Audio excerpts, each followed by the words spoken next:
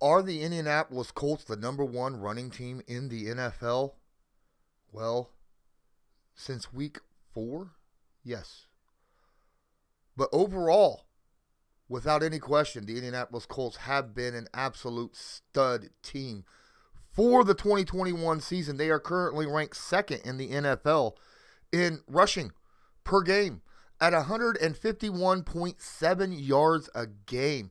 And you look at it, the only team ahead of them is the Philadelphia Eagles at 160 yards per game. Teams right behind them, tied for third, are two teams, the Cleveland Browns and the Baltimore Ravens, both sitting at 147.1 yards per game. Now, why is that any kind of a question on why the Indianapolis Colts are the best team in the NFL at running the football? Well, let's look at this right here, because I'm going to tell you what. The thing about, you go look at Philadelphia, you go look at Baltimore. What is a big thing for them? What helps their rushing stats out is the quarterback scrambles. Now, that is part of the running game. But to be fair, Lamar Jackson, sitting here, he has 131 carries for 762 yards. And Jalen Hurts has 122 carries for 695 yards. But if you go look at the Indianapolis Colts, yes, they do have Carson Wentz, but Carson Wentz is not blowing things up. Carson Wentz does not have all those yards rushing like those other two quarterbacks. No. He has a whole 167 yards rushing,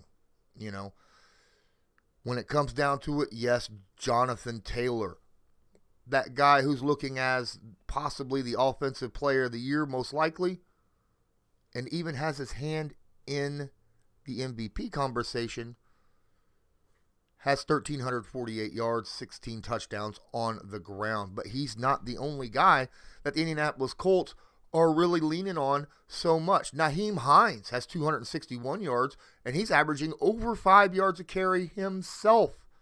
Wow. Okay?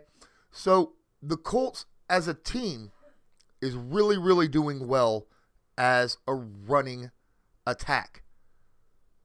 And it's really came on since week 3, actually. The first 3 weeks of the season, the Indianapolis Colts only averaged 103 yards per game.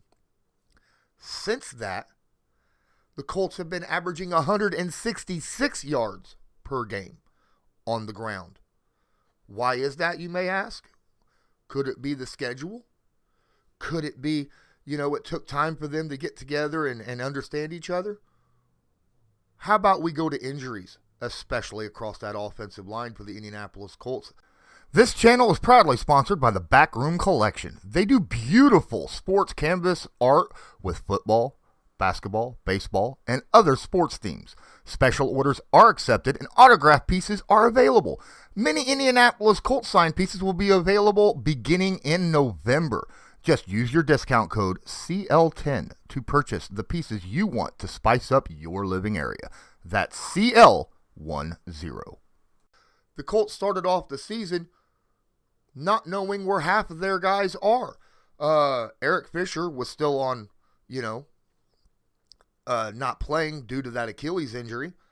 So the left tackle was questionable at best.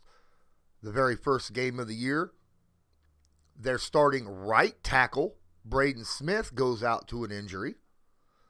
Quentin Nelson, dealing with multiple injuries, missed games earlier in the year as well with back and ankle injuries.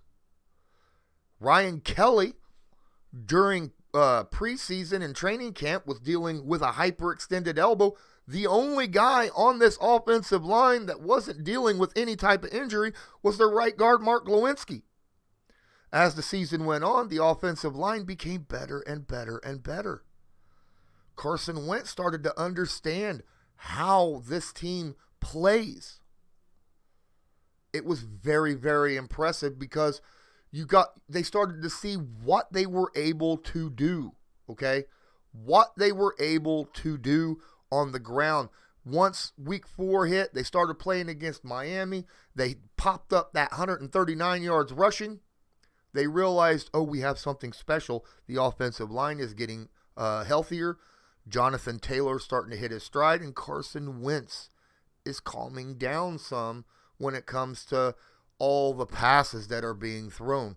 He felt more comfortable handing the football off to the running backs.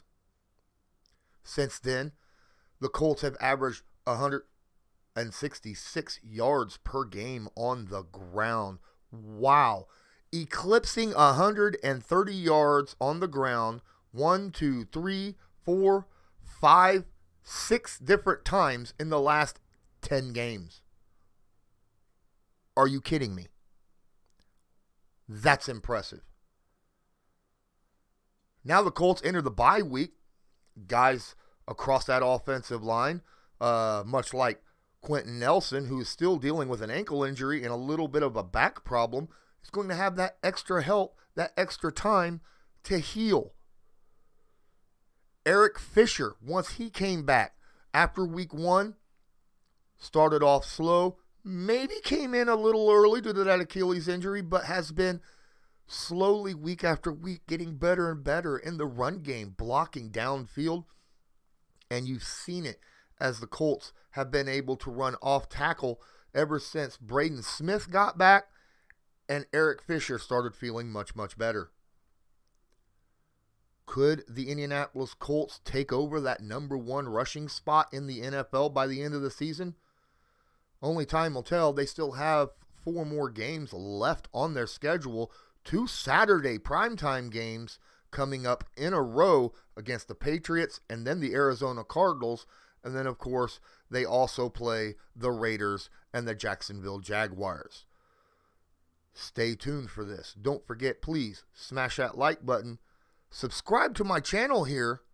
Give me a little bit of help. Go out there, share this stream to your favorite social media. And until next time, I'm Lawrence Owen.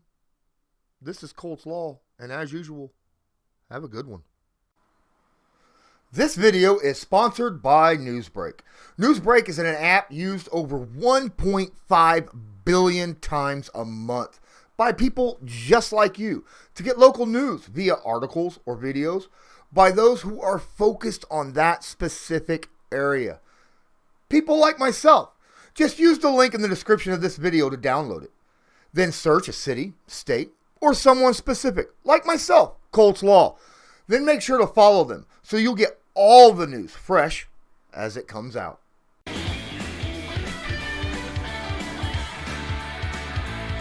Just because a player's not a household name doesn't mean we can't make him a household name.